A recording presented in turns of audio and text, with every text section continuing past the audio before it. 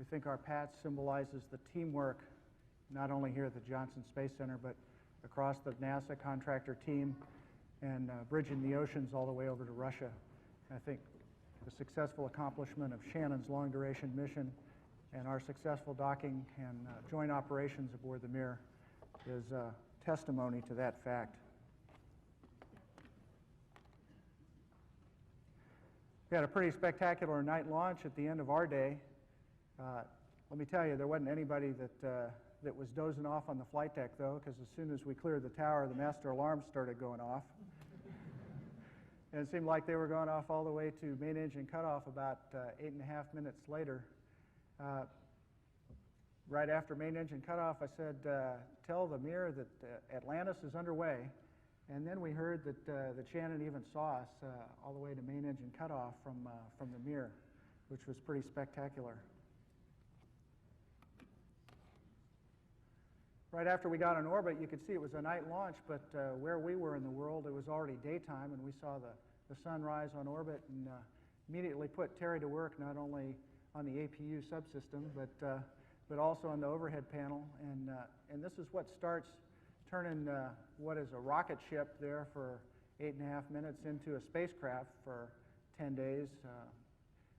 It's just an amazingly versatile ship that we have, the orbiter. And as you can see here, Terry's in the overhead panel, and we're reconfiguring, getting ready to do our OMS 2 burn.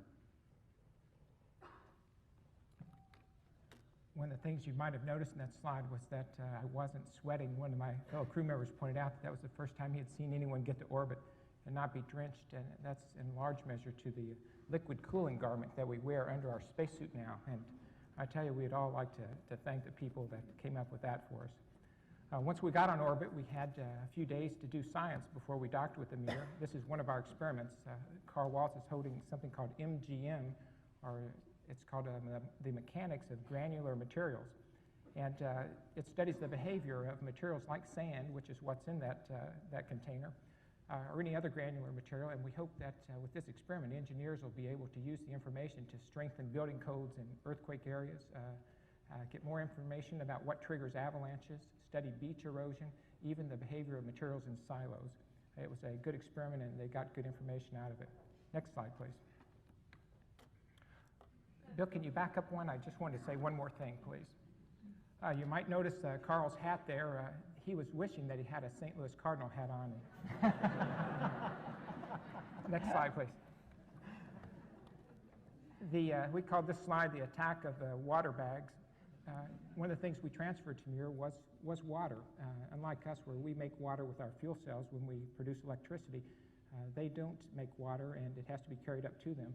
And they use it, they break it apart to get their breathing oxygen. Of course, they use it in their galley to drink and rehydrate food with. Each of those bags weighs about 100 pounds. We transferred 20 of them. I think it was a new record, over 2,000 pounds of water. And we figured, well, we filled 8 of them before we docked. When the hatch opened, the first thing I wanted to do was, because you can see they're like sea cows floating around, was, Valerie, where do you want all this water? And he said, just keep it on the shuttle till you get ready to leave. But we managed to find a spot for it and get it over to the Mir. Next slide, please. This is basically how we start our day. We didn't really launch with a flight plan. It was tip-step to us the first thing every morning.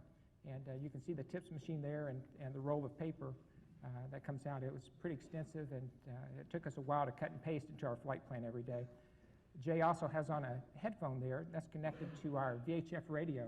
We use that for ship-to-ship conversation with the Mir, and also for an experiment called SAREX, which turned out to be a really good deal, and I'm sure it'll be important to long-duration crew members, because each of the crew members on 79 got to make a personal phone call to their families.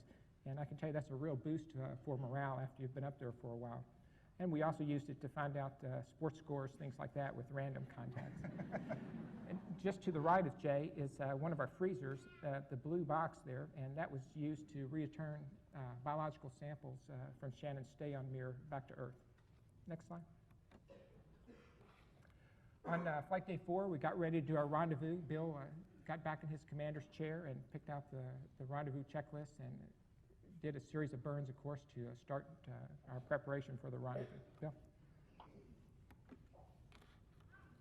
Well, you just can't imagine what a breathtaking sight it is to see something in the crew optical sight.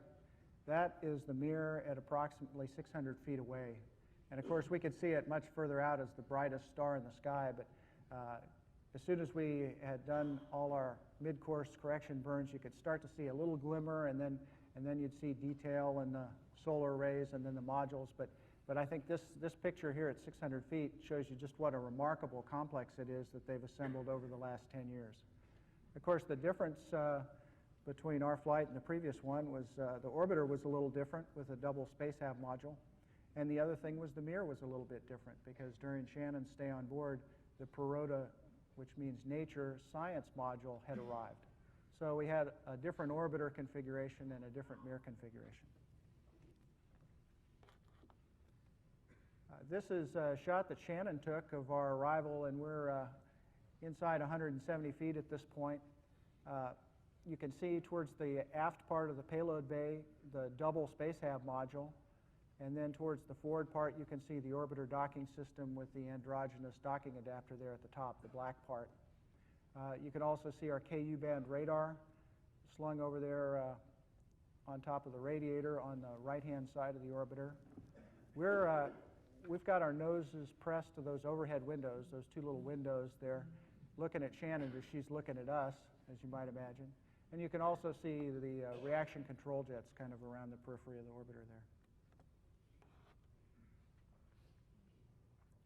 This is a picture shortly after we were docked, and we show you this because another change to the mirror configuration from the previous flight was in the upper corner of the picture you can see the cooperative solar array, which was deployed during Shannon's mission by Yuri Onofrienko and Yuri Usachov.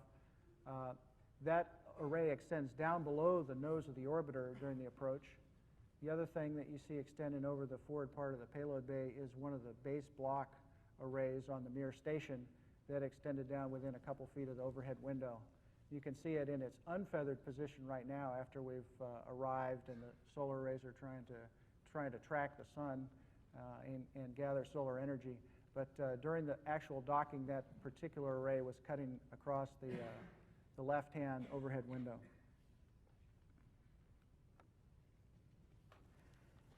Well, after we get the hatches open, we got down to what I considered was the primary purpose of STS-79, and that was the crew exchange. And to accomplish this crew exchange, we had to get John's suit from the shuttle over to Mir, and his seat liner, and all the periphery equipment that he needed for the Soyuz in case they have to use the Soyuz as an emergency escape vehicle. And then we had to get John in his suit, and then he had to get in the Soyuz and do a pressure check. And after the pressure check on the Scaphandra came out okay, then the Russians would accept John as a crew person for Mir. Next slide. And after we got John's suit checked out and it was deemed okay, then it was time to take my Scaphandra out of the Soyuz where it had been, for the entire flight, and bring it over to the shuttle and get ready to come home. And there, Sasha is helping me get that out. He's the board engineer that's now up on Mir. Next slide. And this is a shot of Valery, the commander that's now up there on Mir in the base block. This was the third commander that I had worked with since, March. So that's not bad. and then right after this shot, then I was officially a member of the shuttle crew, so then I was with my fourth commander. And that's not a bad way to work, you know. Had 4 different commanders in 6 months. It was pretty good. Well, in addition to John and Shannon's personal gear and the transfer of that over very early in the mission, we also had, for the first time, a double space hab. And the aft part of that space hab is where we had most of the other logistics and supplies that we were going to transfer over to Mir and then use to return the items from Mir that Shannon and the Russians were sending home. This kind of became transfer headquarters here in this corner. That's where we kept our paperwork and our procedures. You can see there something that's also unique is the brown cloth lockers in front of me. Those were for weight savings in space hab, and you can of course see the regular hard lockers over my right shoulder. So we had a variety of different things we could stow items in, large and small. behind my back there is where we had 3 batteries we were taking up to Mir, and also right behind my head you can see a couple of the powered science experiments that we later were going to transfer to Mir. Also notice the colored labels on those cloth lockers. The blue ones meant they already had the return items in them. Pink ones meant items still to go to Mir, and white cards meant items not to be transferred. Next. As I mentioned, we transferred some Russian things over. This is a piece of Russian hardware, weighed about 250 pounds. It's a gyrodyne. This is Bill transferring it from Spacehab through the tunnel almost into the ODS module, and he'd make a straight up turn out of the picture here to go up in to the Mir. These gyrodynes, they have several on Mir, and they're used for attitude control. This is our most valuable transfer item. And that Shannon is, this is a couple of days later in the mission. Shannon is where the gyrodyne came from, and she assured us she didn't weigh quite as much, and we did move her for entry. Transferred some scientific samples over just to leave in microgravity for a long period of time. This is actually a crystal growth large dewar. It's actually like a big thermos bottle that uses liquid nitrogen for cooling, and we placed it over in Cavant 1 behind a panel, and it'll stay there until STS-81 goes and retrieves it, as we retrieved 2 that the STS-76 crew had left over in Cavant. Well, you know, I spent a year in Building 1 doing management training, and this is what I really spent most of my time doing. This is up on the flight deck, a typical flight deck picture. You can see the camera equipment back behind me there. One of our seats there behind me that we use on ascent and entry, and pretty much where we spent a lot of time taking pictures out the window, and you could always see Mir as you looked out the window overhead there. This was obviously a staged picture, because I don't think we ever saw Tom like this the entire mission, other than when they were taking this. I'll tell you, he had total control of the transfer ops from start to finish. I don't think I ever saw him relax. Well, here's John working in in his new home on Mir. This is the pre-rota module, and on the left and on the right are racks, U.S. standard equipment racks, like the ones we have in the space shuttle, and they're filled with the scientific equipment that we transferred from the middeck and the space hab over to Mir. And in the foreground, you can see a French experiment called Alice. And so here's John in his laboratory working very hard. And he just started right away, and as we were undocking, you could hear John on the other air-to-ground working very hard to fix one of the other payloads that we transferred that had a problem, the bioreactor, and he got it fixed, squared away. Excellent. I'm here in the aft portion of the double space hab with a new friend, the Orlan spacesuit. The Orlan spacesuit is the EVA suit that the Russians use, and up until this time, the Russians had never been able to bring one of these suits back to Earth to analyze and to see how they did after several uses in space. And so we're the first ones to be able to bring an Orlan suit back. And this suit will first go to Russia and be refurbished and examined by the engineers at the Zvezda company there in Russia, and then will be upgraded and returned to Johnson Space Center for testing with the space station airlock test assembly, and we'll prove it out for use in the International Space Station. Next. Now, we tried to use every possible nook and cranny for transfer, and in fact, on our Eris rack, which is a microgravity test rack that we flew for space station, we filled that with Russian food containers. And near the end of our mission, we removed those food containers from that rack and transferred them to Mir. And then we took empty food containers, which you see in this picture, and Shannon and Sasha there are taping them together to be inserted back into the Eris, so we had enough room to bring them home. And we have a picture here in the central node, and that's the Mir commander, Valery Korzun, in the node, and that is where all the modules come together in Mir. And we would come up through the Crystal module into this node, and then you just sort of look around and try to figure out which module you wanted to go in. And you'd have to look up and down and left and right, and it was probably the most disoriented I've ever been in space. You'd look into the base block and you would see people in a normal attitude, and then you'd pan your body 90 degrees and you would see somebody standing on what appeared to be the ceiling, although what really was the module was clocked 180 degrees. And so those kind of visual things happened all the time on Mir, and it was very exciting, very interesting. One of the things that consumed a lot of our time during our dock phase was filming IMAX. Tom Akers and I and our commander, Bill Readdy, spent a lot of time setting up IMAX scenes both in Mir and on the shuttle. And we've had a chance to look at those, and they look really good.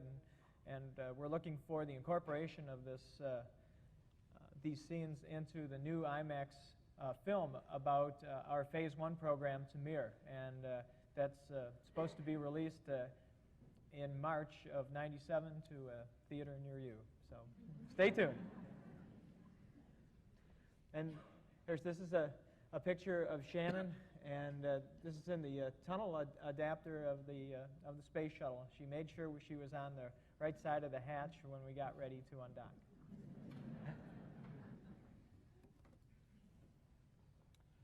Fortunately, with all the science and transfer activities going on, we each still managed to find time to look out the window and take pictures of our planet. We'll show you some of those pictures at the end of the slides. Something else we were taking pictures of was the Mir. Next slide, please. We had a detailed test numbered 1118, and it was the photo survey of the Mir. So we tried to take pictures of literally every square inch of the Mir that was visible to us, the solar panels, the modules, everything that we could. And the engineers here at JSC will study those pictures and will determine how well the materials that Mir is made out of have withstood 10 years or less in space. And they can use those to see what materials have degraded, what materials have oxidized, and you can use the location of some of the off-gas materials, for instance, that have stained another part of the Mir to determine exactly where it's coming from, what it is, and we hope our space station people will avoid those types of materials on the space station. That storm, by the way, is in the southern Indian Ocean, and it's one of several that we saw while we were in space. Next slide. Well, we got ready to say goodbye, and one of the things we want to do is take a picture, the first crew picture of the new Mir crew. And you can see the three of them there, and John in his cosmonaut suit. Next slide. Shannon says she has mixed feelings about leaving, and I'm certain that she did. The cosmonauts treated us and her very, very well. It was a real team up there, and anyway, it was time for her to say goodbye and come aboard Shuttle for the trip home. Next slide. After we closed the hatches, we spent the night attached to the Mir still, and then the next morning we got up and undocked, and I was fortunate enough to get to do the fly around of the Mir, and this is a shot from that. You can see the docking module clearly at the top of the screen. This is a picture of the Mir at the terminator, and you can see the blackness on the dark side of the Earth at the top, and of course we're leaving the light at the bottom. People have asked me if the Mir was easy to see on the dark side, and it was very easy to see. They have aviation lights, red and green, and even flashing lights located on the Mir. It was very easy to see the thing during the fly around. Next slide. Well, our joint program with the Russians didn't stop when we undocked. One of our objectives is to do a program of Earth observations of particular sites of interest to scientists both in Russia and right here at the Johnson Space Center. where a fantastic group of people studies the Earth from space and disseminates all that information to scientists all around the world on a continuous basis. We carried plenty of film and plenty of Hasselblad cameras to bring you back a few shots, and we're just going to show you a couple here, but we have several thousand more that we'll be showing you over the next couple of years as they trickle out of Building 8. Next slide, please. This is the view out the aft windows of an area that's been in the news quite a bit. This is the Middle East. The tail is pointing to the city of Jerusalem in Israel, and the Jordan River connects the Dead Sea at the bottom or center of the picture to the Sea of Galilee up near the top. And just a fabulous area of the world to fly around. Of course, it's a desert, so you can see it. There's not a lot of clouds. And we enjoyed very much flying over it pretty much every day. Next slide. And this is an area that I saw for the first time, but because it had not been cloudy. When they talk about deforestation in the rainforest, this is it. This is an area the size of about half of Pennsylvania in the Brazilian state of Rondônia along Brazilian Road 364. And we've watched in pictures from the shuttle that are analyzed here at the Johnson Space Center this area just getting less and less of the dark forest and more of the light green farmland. Unfortunately, the farmland is not usable for very long. After as little as 3 to 4 seasons, the soil becomes unusable. It's just not suitable for farming, and they abandon it and take the chainsaws a little further into the rainforest. Next slide, please. This is an awesome example of the power of nature as well as the power of man to transform the planet. This is Typhoon Violet, just northeast of the Philippines, and you can almost feel the atmosphere getting sucked down into that giant low pressure area where the hole is at the eye of the storm there in the center, hundreds of miles away from us. Next one. And we'll end our Earth observations with a beautiful scene of the aurora and the tail of the orbiter lit up by moonlight while the stars flicker in the background there. And you can see some of the stars that appear to be closer to us than the planet there. That's because there's a little air that you can actually see through, and there's that yellow layer right at the top of the atmosphere that's up about 60 miles that you can see through. So that is our fragile planet down here and protected by this very thin layer of Earth. And we as a crew were very happy to be able to fly the spaceship that you all built and operated for us to get up there and see these beautiful sights. This is just a portrait of our crew taken in the base block of the Mir station. And the $64,000 question is, who took the picture?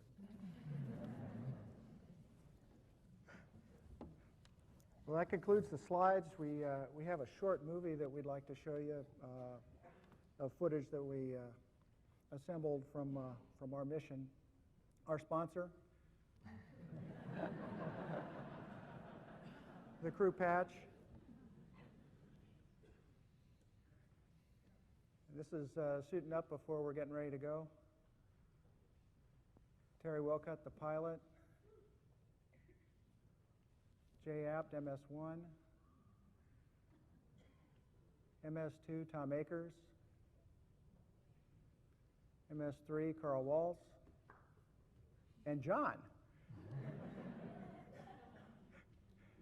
NASA Mir number 3. On our way out to the Astrovan. Still awfully dark at that hour of the morning, let me tell you. About to light up, though, big time. 6 seconds there prior to liftoff. The main engines come up to thrust. And we're on our way. First master alarm. The doggone thing was shaking so much that Terry and I had a real time trying to read the scratch pad line of what was going on. Fortunately, we had Tom there to mid-value select between the pilot and the commander, and he properly informed us what was going on with our vehicle. I think the folks that were there at the Cape had a real spectacular view, not only of the SRB separation here, a little after 2 minutes, but all the way up the East Coast. We're going to get a little bit closer view here. and a special camera in the umbilical wells that was able to capture that. Unfortunately, the external tank came off in darkness, so there wasn't any residual light from the main engines or anything to capture that. Well, once we got on orbit, we opened the payload bay doors to reject some of the heat, of course, produced by the fuel cells, and got a first real good look at the space hab and the back end of the payload bay and the orbiter docking system and the trajectory control sensors, those boxes right on the beam in the front of the cargo bay. Very happy to see everything was in good shape. We opened up the hatch to get back into the space hab a couple hours after launch, after verification that all of the atmosphere back there was good. And it's the first flight of a new habitable volume.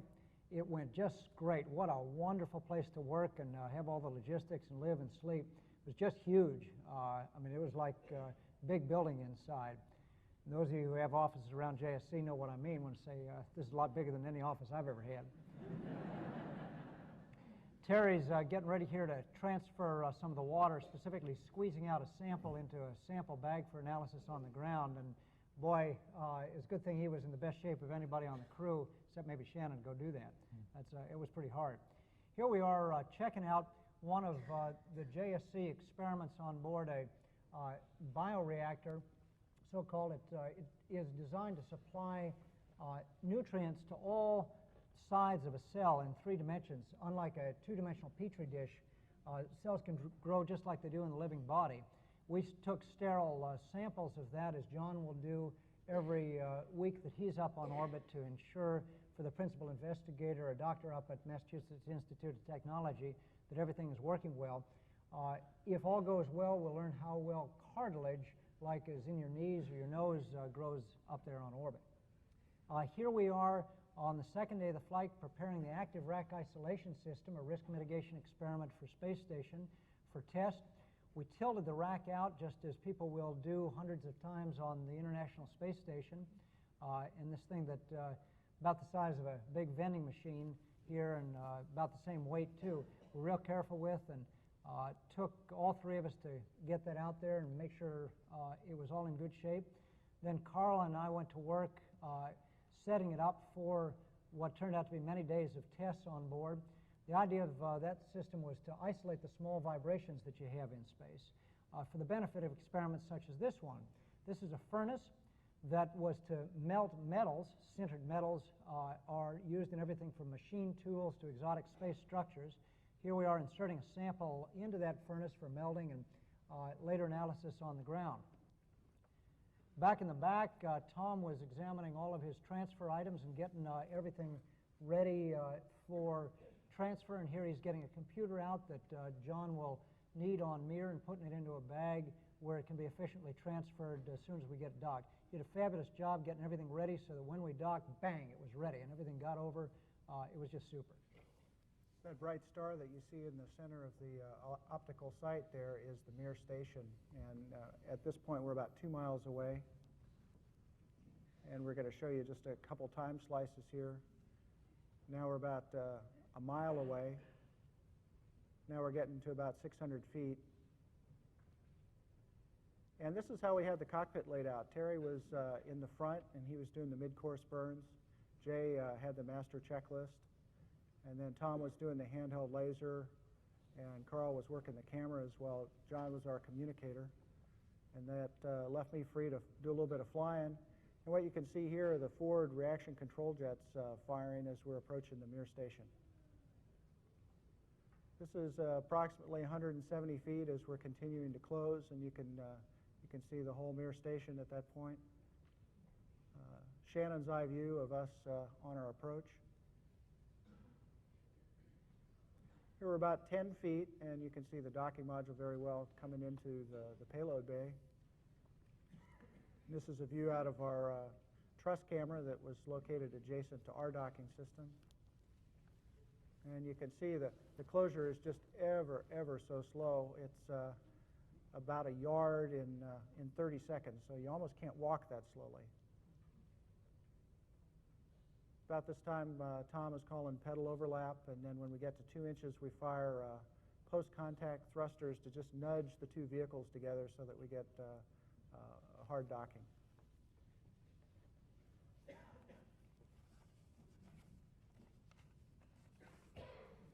there was great rejoicing. On the other side of the hatch, too. And this is Shannon in the docking module, waiting expectantly for our hatch to open here, and Bill is doing that right now. And of course, the Mir 22 crew, Valerie and Sasha and Shannon are there on the other side waiting for us. So Bill goes to shake Valerie's hand and gets brought into the docking module here, and this is a view from their camera on board Mir. And of course, it was a great, just a tremendous celebration, meeting together in space. And of course, here's John and Shannon, glad to be together again after about a 6-month separation since they were training together at Star City. And Shannon had the traditional greeting of bread and salt. It's a traditional Russian greeting, and we celebrated together. Well, with Mir hard docked to the shuttle and the welcoming ceremonies complete, it was time to go to work, and we got quite a bit of the transfer operations done that first day. This is Terry and I back in the space hab. You can see one of the large Russian pieces of hardware we were bringing home already there, a Akers unit.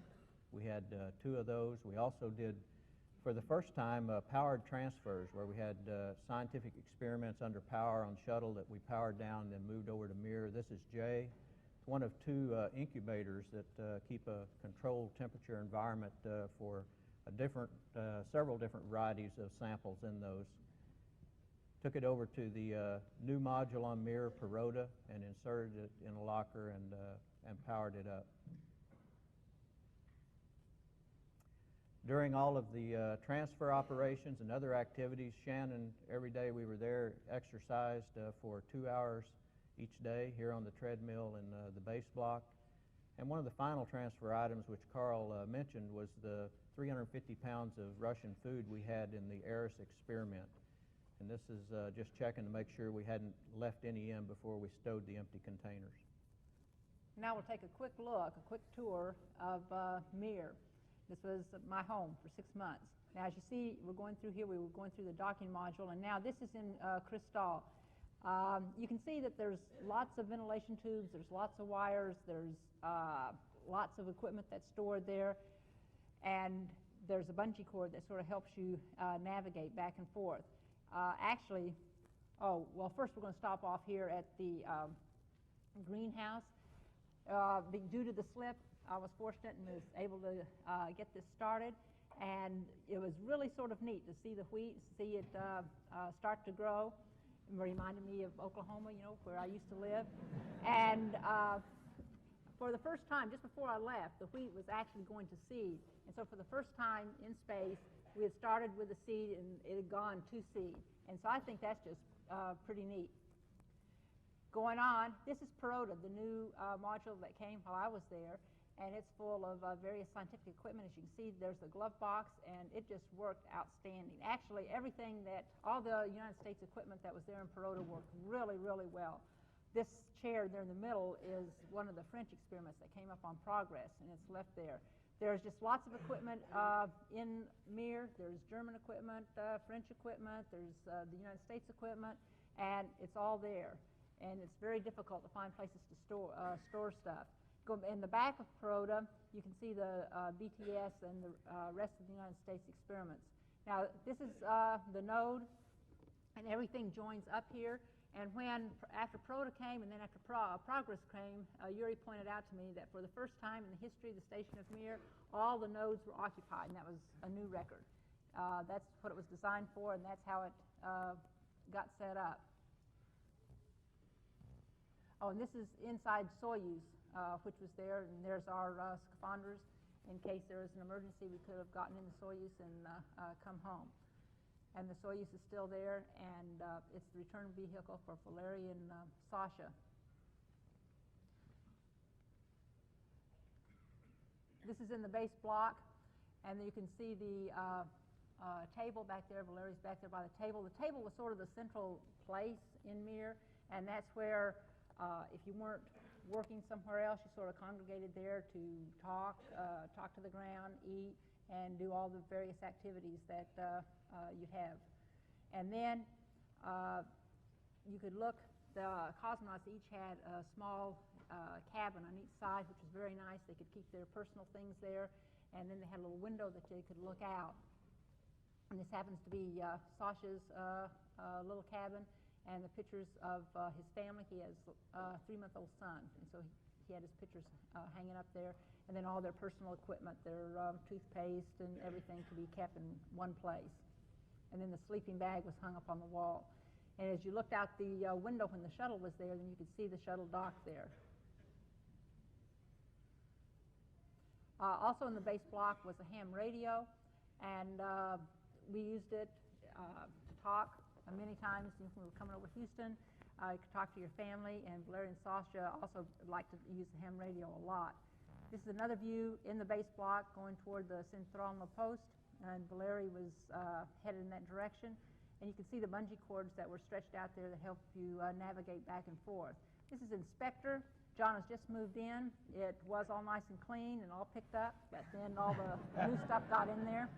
And you can see I like to read. I had lots of books. I put them in a bookcase up there about halfway through the flight. And Yuri came in and he looked and he said, "What are you doing?" I said, "Well, I like to have my books out. I like to look at it. It makes me feel good." And he said, "Well, what's John going to think about that?" And I said, "Well, he's not here." And this is the back end inspector.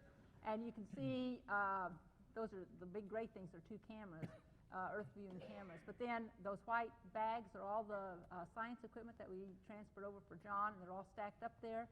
And then that's where I had all the bags of science equipment stacked up to take over to the shuttle. This is another one of the large storms we saw where we were up there, Typhoon Yates. Fortunately, none of them were around KSC on the 26th. They were just simply spectacular. If you could see those at night, you saw all kinds of lightning. We had the Mir crew over to the shuttle for a dinner that we hosted. We treated them to some freeze-dried local Cajun barbecue. They enjoyed that very much. And it was time to go, unfortunately. We had our formal farewell ceremony, said goodbye to really 2 very close friends of ours, Valerie and Sasha. And then we said goodbye to the new Mir crew member. And it was a very emotional flight, I'd have to say. It was emotional picking Shannon up, and it was emotional saying goodbye to John. If you look at the hatch that they're closing, you can see the docking target on it. And if you look carefully at a still picture, you could see the repair we made to it while we were up there. This is the undocking early in the morning. There's springs in the docking mechanism that push the 2 space vehicles apart. And then once you get 2 feet away, we activate the jets, and then Bill gave some pulses to separate us at a more rapid rate.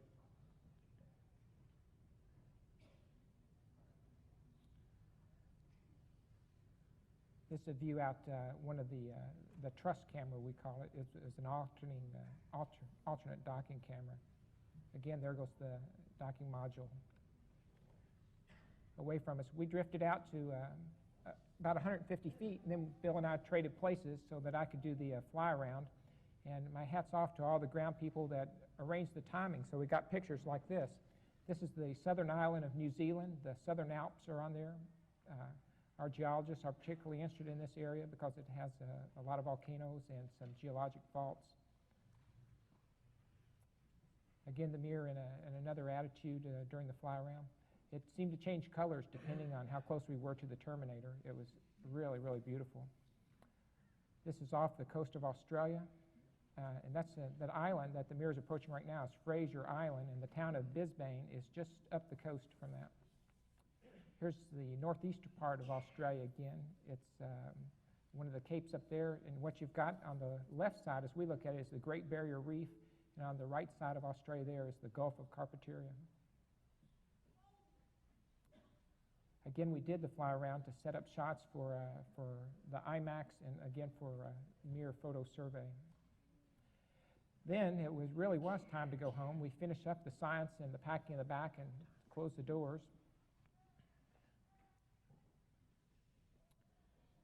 I couldn't figure out why Shannon wanted to watch this, but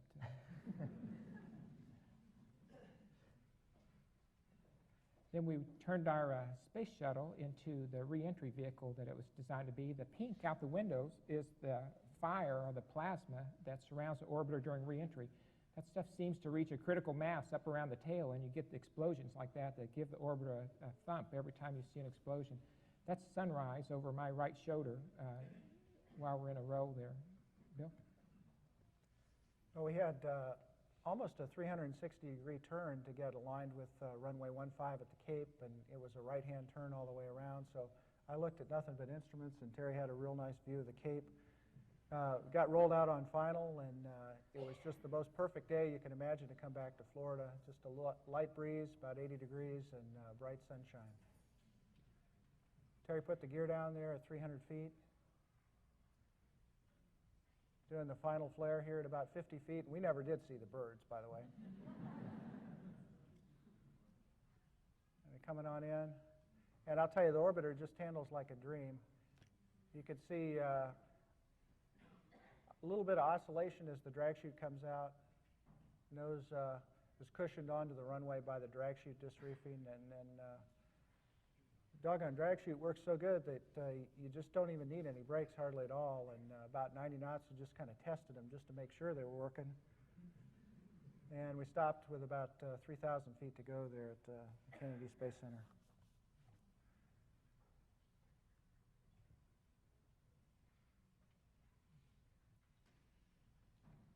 We had a surprise mystery guest welcome us home.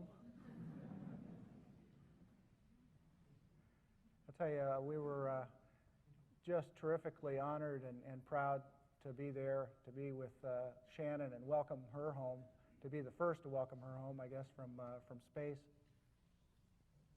President Clinton and Mr. Golden.